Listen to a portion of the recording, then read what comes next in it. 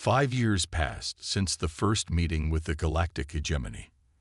In that time, human ships began trading with alien worlds. But things were not equal. Not at all. Dr. Alan Reeves sat in the back of the large meeting hall on the Drazeri home planet. As Earth's chief expert on alien cultures, he was supposed to be honored to attend this gathering. Instead, he felt his face burn with shame as the alien speaker made another joke about humans. And then the human asked if we powered our ships with electricity. The speaker, a high-ranking Drazeri named Lord Grax, waved his 4 arms dramatically.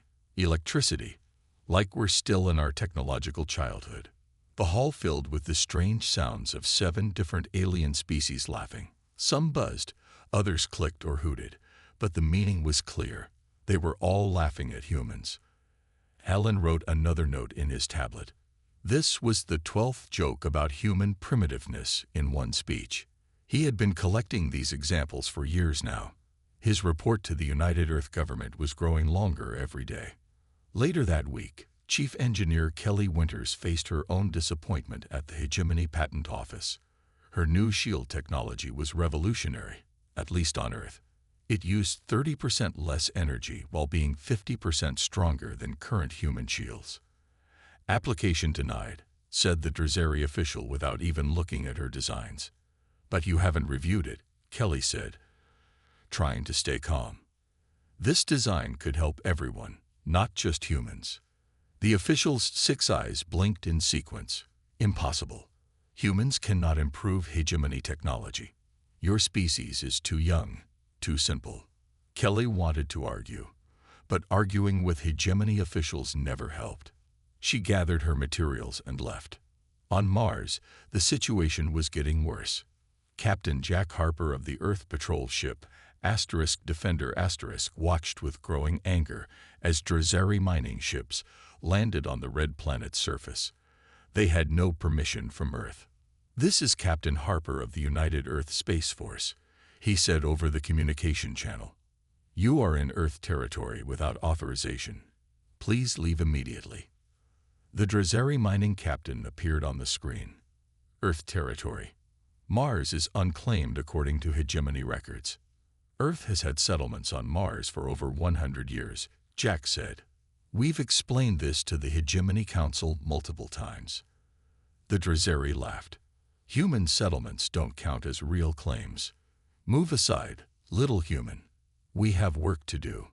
Jack's second-in-command, Susan Lee, whispered, "Sir, should we power up weapons?" Jack wanted to say yes. 5 years of being treated like children by the hegemony had pushed his patience to the limit. But his orders were clear: avoid conflicts. "No," he said quietly, "but record everything." Before Jack could say more, 2 large Drazeri warships appeared from behind Mars. They were much bigger than the Defender. "Human vessel," came a cold voice from the warships. "Power down or be destroyed." Jack had no choice. The Defender powered down its systems. The Drazeri ships used a tractor beam to pull the Defender away from the mining area. They released the human ship hours later, leaving Jack and his crew drifting and humiliated. Back on Earth, Defense Director Frank Miller reviewed the Mars incident report. 5 years ago, he had been Secretary Miller. Now he led all Earth's defense forces. His office was deep underground, secure from alien surveillance. "They went too far this time," he said to his assistant, Greg Wilson. "The president has finally agreed. Project Prometheus begins now." Greg nodded. "How long will it take?" Frank looked at the plans on his screen. Secret shipyards hidden in asteroid belts, training facilities on distant moons, research labs developing weapons that could surprise the hegemony. 15 years, he said. Maybe 20. But one day, they'll stop laughing at us. "And then?" asked Greg. Frank's eyes were cold. "And then they'll respect us, or fear us." The large screen on the bridge of the Earth ship Odyssey showed a strange alien face. The alien had purple skin, 6 yellow eyes, and no nose. Captain Lisa Morgan stood tall as she faced the alien. This was the first meeting between humans and the galactic hegemony. "I am Captain Lisa Morgan of Earth," she said in a clear voice. "We come in peace and friendship." The alien, Ambassador Xilax, looked at Lisa like she was a bug. His upper eyes blinked slowly. "I am Ambassador Xilax of the Drazeri Empire, rulers of the galactic hegemony," he said. His voice translator made his words sound metallic. "How long has your species been able to travel faster than light?" Lisa smiled politely. "We achieved FTL travel 87 years ago." All 6 of Xilax's eyes widened, then narrowed. "Only 87 years. The Drazeri mastered FTL travel over 3,000 years ago. The youngest race in our hegemony achieved it 500 years ago." Lisa felt her smile become fixed. She had expected differences in technology, but not this level of, was that scorn in the alien's voice. "We are eager to learn and share knowledge," she said. Xilax made a sound that might have been a laugh. "What could you possibly share with us? Show me your best technology." Lisa nodded to her science officer, Bill Garcia. He stepped forward with a data tablet showing Earth's latest advancements. As Bill explained human achievements in medicine, energy, and computing, Xilax's expression grew more amused. When Bill mentioned Earth's pride in clean fusion energy, Xilax actually laughed. "We abandoned fusion as primitive over 1,000 years ago," he said. "Our youngest children play with more advanced technology." Lisa felt her face grow hot, but kept her cool. "Perhaps we could discuss trade. Earth has unique resources." Yes, Xilax interrupted. "Basic minerals and simple biological compounds. Nothing special, but we can always use raw materials." After the call ended, Lisa turned to her crew. Their faces showed the same mix of anger and disappointment she felt. "That could have gone better," said Bill. "They think we're children," said Communications Officer Karen Lee. "Did you see how he talked down to us?" Lisa nodded. "I noticed, but we've made contact. That's what matters for now." Back on Earth, the United Earth government held an emergency meeting. The video of the first contact played on a large screen. Defense Secretary Frank Miller stood up after the video ended. "This is dangerous," he said. "These aliens don't respect us. They see us as primitive. In Earth's history, what happened when advanced cultures met those they saw as primitive?" President Judy Rivera frowned. "Are you suggesting the hegemony might be a threat?"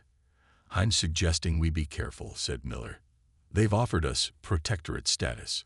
That sounds like a nice word for being under their control." Science advisor Peter Johnson shook his head. "But their technology is so advanced.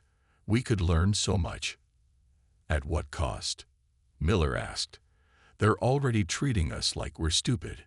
Ambassador Xilax barely hid his contempt. President Rivera looked troubled. "What do you suggest, Secretary Miller?" "Accept their offer of trade and protectorate status," he said, surprising everyone. "But watch carefully. Learn everything we can. And quietly, prepare." "Prepare for what?" asked Johnson. Miller's face was grim. "For the day they stop laughing at us and start fearing us." The vote was unanimous. Earth would join the galactic hegemony as a protectorate. Human ships would follow alien trade routes. Human diplomats would sit at the lowest tables during alien meetings, and humans would smile and nod while the aliens laughed at them. But behind the smiles, some humans, like Frank Miller, were already thinking ahead. The aliens thought humans were primitive and harmless. One day, they would learn how wrong they were. The Mars incident changed everything. Behind closed doors, the United Earth government made a decision that would alter humanity's future forever. In a secret meeting room deep beneath the Rocky Mountains, Defense Director Frank Miller stood before the world's leaders. "We have played nice for 5 years," he said. "We have followed their rules, accepted their insults, and what has it gotten us? They took Mars like we weren't even there." President Rivera nodded slowly. "You were right 5 years ago, Frank. The hegemony will never respect us as we are now. So we change, Frank said. He pressed a button, and a hologram appeared showing designs for new ships, weapons, and defense systems. Project Prometheus. We build in secret. We learn their weaknesses. We prepare. How will we hide this from them? Asked European Union leader Petra Schmidt. Their technology can detect our smallest movements. Frank smiled. They can, but they don't bother to look closely. They think we're too simple to be a threat. That's their biggest weakness. The vote was unanimous. Earth would continue to act submissive while secretly building its strength. For the next 15 years, humans worked with incredible focus, in hidden bases on moons of Jupiter and Saturn, in asteroid belts, and in underwater facilities on Earth. Project Prometheus grew. Commander Sam Phillips was put in charge of finding the right people. He traveled across Earth and its colonies, recruiting the best engineers, scientists, and soldiers. The hegemony spies noticed these movements, but their reports called it insignificant human resource shuffling. They didn't see the pattern forming. At a secret lab on Europa, Dr. Nicole Blackwood led the most important team of all. They had captured hegemony technology from accidents staged by human spies. Now they studied these advanced systems day and night. "Look at this," Nicole said one day, pointing to a scanner readout. "Their shield systems have a pulse pattern. There's a microsecond gap between each energy cycle." Her assistant, Joe Rivers, looked confused. So if we time our weapons to hit exactly in that gap, their shields might as well not exist, she explained. Joe's eyes widened. "Can we do that? Time our weapons that precisely?" Nicole smiled. "We couldn't before, but I think we can now." Breakthroughs like this happened across Project Prometheus. Humans didn't try to copy hegemony technology exactly. Instead, they found clever ways around it or identified weaknesses to exploit. Meanwhile, Earth continued its act. Human diplomats bowed their heads at hegemony meetings. Human traders accepted bad deals with fake smiles. And the Drezeri kept laughing. When unusual amounts of rare metals started disappearing from the market, bought by human shell companies, a hegemony investigator raised concerns. His superior, a Drezeri lord, dismissed the report. What could humans possibly need with so much quantum-grade titanium? The Drezeri lord laughed. Perhaps they're making shiny toys. When energy readings spiked near Jupiter's moons, hegemony sensors detected it. The technician reported it to his commander. "Measurement errors," the commander said without looking up. "Humans don't have technology that could create such readings." By the 15th year of Project Prometheus, humanity had built a fleet in secret, 100 warships hidden across the solar system, each designed to exploit specific weaknesses in hegemony defenses. Thousands of soldiers trained in new tactics, weapons that could pierce Drezeri shields, communication systems the hegemony couldn't monitor. All they needed now was the right moment to reveal themselves. In his office, now with gray in his hair, Director Miller looked at the latest fleet report. "How much longer until we're ready?" he asked Commander Phillips. "We're ready now, sir," Phillips answered. "We're just waiting for them to give us a reason." Miller nodded. "They will. Bullies always push too far eventually." He didn't know how right he was, or how soon that push would come. The human research station on Europa gleamed under the distant sun's light. 47 scientists worked there, studying the moon's ice and the ocean beneath it. They believed they were alone in this remote part of the solar system. They were wrong. Dr. Paul Martinez looked up from his microscope when the alarms began to sound. "What's happening?" he asked. The station manager, Linda Green, checked her screens. Her face went pale. "Drezeri mining ships, 7 of them. They're approaching fast." "But we have all the proper permits," Paul said. "We've been here for 3 years." Linda opened the communication channel. "Drezeri vessels, this is Europa Research Station Alpha. We are a registered human science facility. Please acknowledge." The response came quickly, but not in words. A beam of energy shot from the Lid Drazeri ship. The station shook violently. "They're firing on us," Linda shouted. "Everyone to the emergency pods." But it was too late.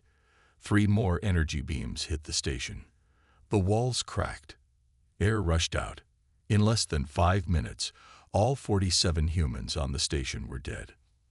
On the Drazeri mining flagship, Captain Krell watched the human station break apart. "Clear the debris," he ordered. "We need this area for the new drilling platform." His second-in-command looked uncomfortable. "Sir, those were scientists. They weren't armed." Krell waved a dismissive hand. "Unauthorized structures in a prime mining location. File the standard report and offer the humans their standard compensation." Back on Earth, Director Miller received the news with cold fury. He called an emergency meeting with President Rivera and the Earth Defense Council. 47 scientists. Dead, Miller said. His voice was quiet, but everyone could hear his anger. The Drazeri captain called it clearing unauthorized structures and offered us compensation that wouldn't even buy a small shuttle. President Rivera closed her eyes briefly. "This changes everything." "We've been waiting for a reason," Miller said. "This is it. I'm activating Phase 1 of Project Prometheus." All around the table, council members nodded. After 15 years of preparation, it was time. Within days, Earth's diplomats began returning home from hegemony space. They cited internal consultations as their reason. The hegemony barely noticed their absence. Commander Sam Phillips, now an admiral, sent coded messages to all hidden human fleet locations. "Prepare for revelation." On the Drazeri homeworld, Emperor Kazvatok himself mentioned the Europa incident during a public address. "Some humans are upset about a small accident near Jupiter," he said to a crowd of thousands. "Perhaps they should stay in their own small corner of space if they're so fragile." The crowd laughed. The Emperor continued, "Our sensors have detected unusual ship movements near Saturn.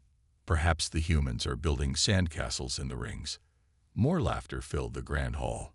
The Emperor didn't know his words were being recorded and watched by human intelligence officers. Director Miller played the recording for Admiral Phillips. "They're still laughing at us," Miller said. Phillips nodded. "Not for much longer, sir." In shipyards hidden in Saturn's rings and Jupiter's radiation belts, final preparations were underway. Dr. Nicol Blackwood personally checked the quantum shield systems on the flagship *Defiance*. "Is everything ready?" asked Admiral Olivia Chen, the ship's commander. "Yes," Nicol said. "The shields will work exactly as designed. The Drazeri won't know what hit them." Olivia looked out at the other ships of the fleet through the viewport. "And the weapons. Timed perfectly to exploit their shield gap," Nicol said. "We can disable their ships with minimal casualties if that's what you want." "That's exactly what we want," Olivia said. "We're not monsters like them. We just want respect." 3 months after the Europa massacre, the same Drazeri mining fleet returned to Jupiter. They planned to establish a permanent processing facility where the human research station had been. As they approached Europa, their sensors detected unusual energy signatures. "Captain Krell," said a nervous technician on the Drazeri flagship, "there's something strange ahead." Before he could finish, 17 human vessels appeared around them. "What is this?" Krell demanded. "Those aren't standard human ships." The largest human ship hailed them. On the screen appeared Admiral Olivia Chen, sitting calmly in the command chair of the *Defiance*. "This is United Earth Space Force," she said. "Jupiter and all its moons are sovereign human territory. You are trespassing. You have 1 hour to depart." For the first time in his life, Captain Krell felt afraid of humans. Captain Krell of the Drazeri mining fleet stared at the human woman on his screen. Admiral Olivia Chen sat calmly in her command chair, waiting for his response. "This is ridiculous," Krell said, trying to sound confident. "You have no authority here. The hegemony controls this space." "Not anymore," Chen replied. Her voice was steady. "You destroyed our research station and killed our people. Now you return to the scene of your crime. We will not allow it. Krell looked at his weapons officer. Power up all systems. Target the lead human ship. On the Defiance *, Chen watched the Drazeri ships prepare to attack. She had expected this. All ships, activate quantum shields, she ordered. Weapons locked on target points Alpha through Gamma. The human fleet's shields came to life, glowing with a blue light the Drazeri had never seen before. What is that technology? Krell's science officer asked, staring at his scanner. It doesn't match any known shield pattern.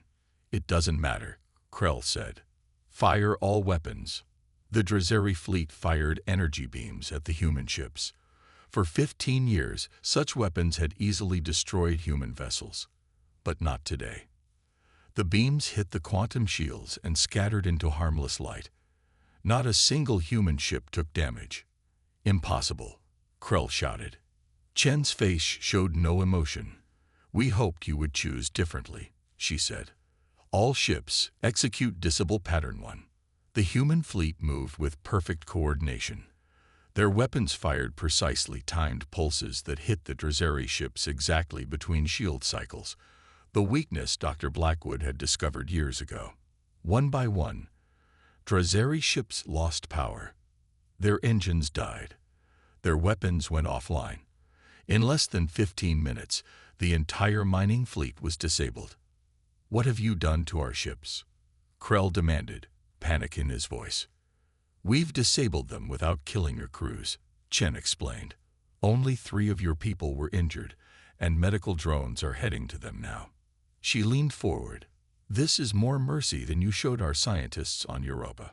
On the bridge of the Defiance *, Communications Officer Dan Foster turned to Chen. Admiral, we're broadcasting on all hegemony channels. Every species in the galaxy can see what just happened. Chen nodded. This was part of the plan. Captain Krell, you have escape pods. Use them. Your ships are now property of Earth. Compensation for the lives you took. Across hegemony space, aliens watched in shocked silence as the mighty Drazeri mining fleet was defeated by humans, the supposedly primitive species they had mocked for years. On the Drazeri homeworld, Emperor Kazvadok's advisors rushed into his private chambers. Impossible, the Emperor shouted when shown the video. These cannot be human ships. Their technology is too advanced. His military advisor bowed low. The scans confirm it, Your Majesty. They are human vessels with technology we've never seen before. How did this happen? Kazvedok demanded. How did they build such ships in secret? No one had an answer. Back at Earth, Director Miller watched the battle recording with the Earth Defense Council. The room was silent until President Rivera spoke. 15 years of preparation. 15 years of being laughed at, she said. And now?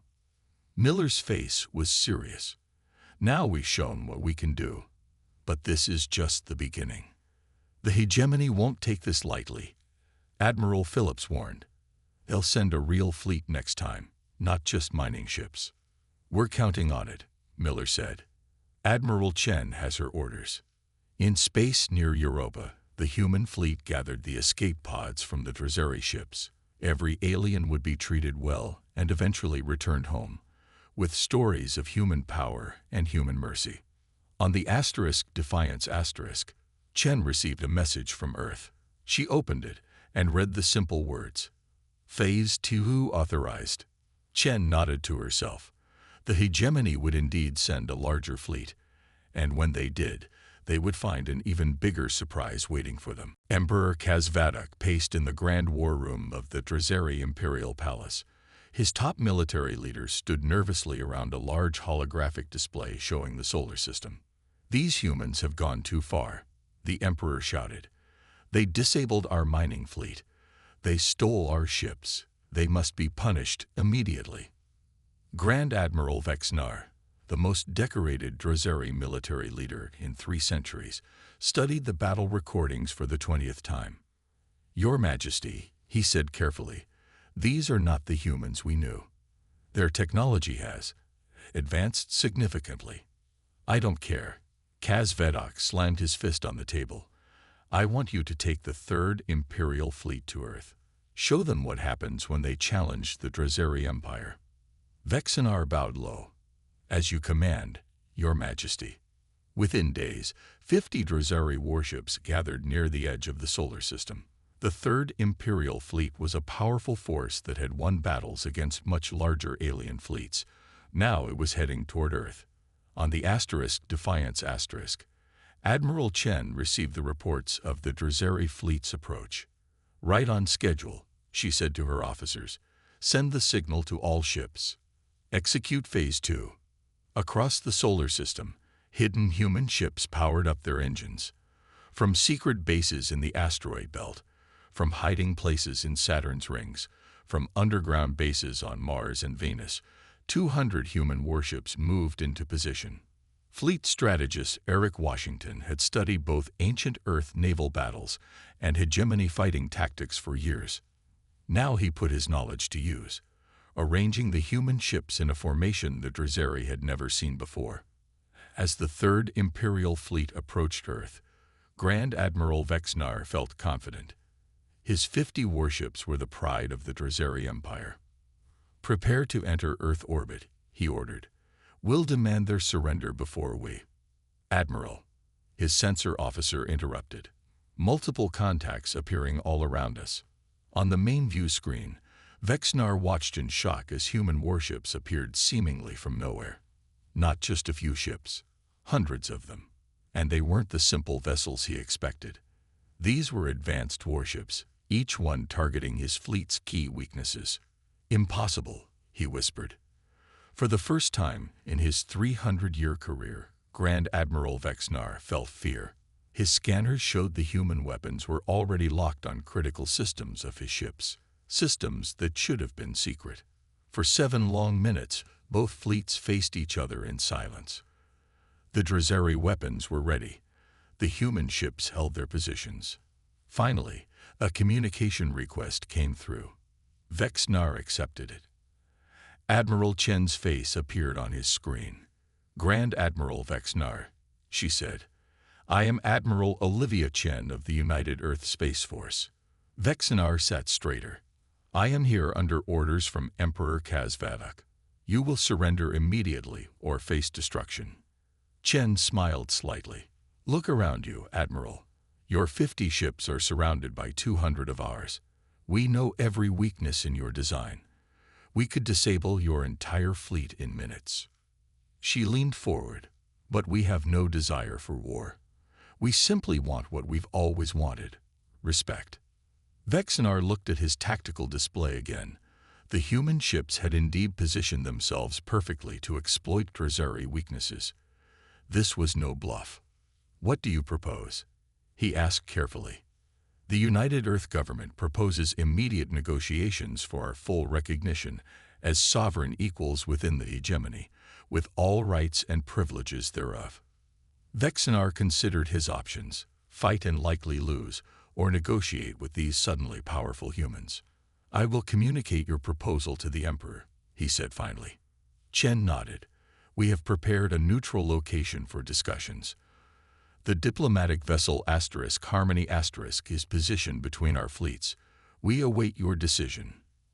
As the communication ended, Vexenar turned to his second-in-command. How did we miss this?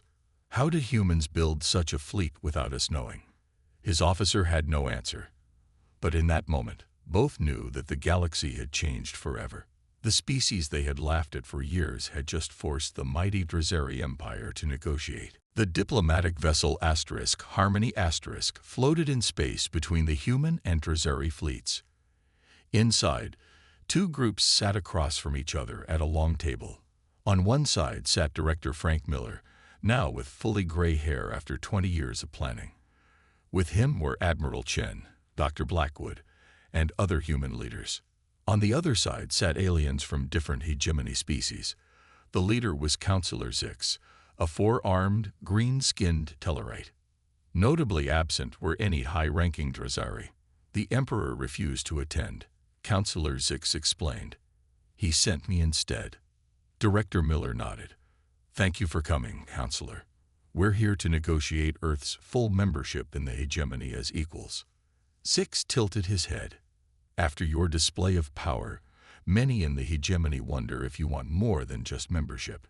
We could have destroyed the mining fleet that killed our people, Miller said. We could have attacked your worlds. We did neither. We want peace, but as equals, not as children to be laughed at. For 2 weeks, the negotiations continued. News spread across the galaxy about the humans who had built a secret fleet right under the hegemony's nose. Some aliens were angry, but many were impressed. How did you do it? Zix asked Miller during a break. How did you hide such advanced technology from our sensors? Miller smiled. You were looking for copies of your own technology. We built something different. And honestly, Counselor, you never looked very hard. You were too busy laughing at us. In the Hegemony Council chambers, representatives from all 7 alien species debated the human demand for equal status. They tricked us, shouted a Drazari representative. They pretended to be primitive while building weapons. We did the same when we first joined the hegemony, replied a representative from the Morican species. The Drazari mocked us too, until we proved ourselves. After much argument, the council voted. By a narrow margin, they agreed to recognize humanity as full members with equal standing in the hegemony. The Drazari representatives refused to vote, still angry about their humiliation. On the Harmony Asterisk, Councillor Zix presented the Hegemony Charter of Recognition to Director Miller. This document officially made humans equals in the galactic community. This is a historic day, Zix said. Never before has a species joined the hegemony so dramatically. Miller accepted the charter. We tried the peaceful way first. You didn't listen. Back on Earth, crowds cheered as the human delegation returned. 20 years of pretending to be less than they were had finally ended. Humanity could now stand tall among the stars. In the Great Hall of the United Earth Government, Director Miller addressed the world leaders. They laughed at us because they didn't understand us, he said. They feared us because they couldn't control us. Now they respect us because they've seen what humanity does best: adapt, innovate, and overcome. Over the next few years, the galaxy changed. Human technology, once dismissed, became highly valued. Admiral Chen started a training program where officers from all species worked together, breaking down old barriers. Even the Drazari eventually came around. When a mysterious threat called the Void Collective attacked the outer colonies, it was human-designed ships that led the defense. Fighting alongside humans, the Drazari discovered that the former primitives were valuable allies. One day, 5 years after the negotiations, Emperor Kazvadak himself visited Earth. In the same room where Ambassador Zulax had first mocked humans, the Emperor met with Earth's leaders. I was wrong about your species, he admitted, which was rare for a Drazari emperor. You have earned your place among the stars. As the Emperor left, Admiral Chen stood with Director Miller, watching the Drazari ship depart. Was it worth it? She asked. 20 years of being laughed at. Miller smiled. Look at us now, equal partners in the galaxy. Our people safe. Our voice heard. He looked up at the stars. Yes, Admiral. It was worth it. The Empire had laughed at humans, but that laughter stopped when humanity's fleet arrived, and in its place grew something far more valuable: respect.